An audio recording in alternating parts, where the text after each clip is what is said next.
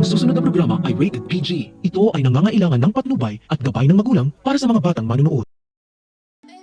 Lumiliit na ang mundong ginagalawa ni Karina matapos mag-viral ang pagmumukha niya sa social media, kaya hindi magtatagal ay mahuhuli na siya ng mga pulis.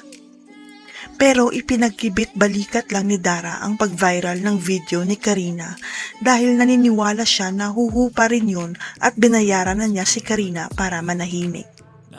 Panatag si Dara na hindi siya ilalaglag ni Karina dahil nagbayad siya ng 1,000,000 piso para sa katahimikan nito na siya ang totoong nag-utos na manggulo. Pero hindi lubos sa kalain ni Dara na masisira ang planong pagtakas ni Karina at siya ngayon ang hinahanap ni Karina para tulungan siyang magtago sa mga otoridad. Pero nagdadalawang isip si Dara kung tutulungan niya si Karina dahil baka may makakita sa kanila at siguradong malalantad ang sikreto na siya ang nag-utos.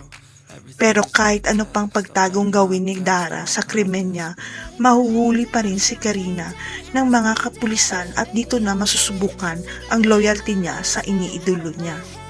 Pinagsisisihan na ni Karina kung bakit nagpagamit siya kay Dara at hindi siya papayag na siya lang ang makukulong dahil sasabihin na niya ang lahat sa mga pulis. Dahil sa isip ni Karina, binigyan nga siya ng malaking pera ni Dara pero ang kapalit naman nito ay wala siyang kalayaan at maraming fans ng Yumi ang inaaway na siya. Kaya handa na si Karina na sabihin ng totoo kay Minchi at Jenny na si Dara ang nag-utos sa kanya para guluhin ang fan meeting ng Yumi dahil naghihiganti siya. May maniniwala kaya kay Karina na si Dara ang nag-utos sa kanya.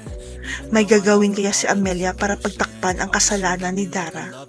Abangan.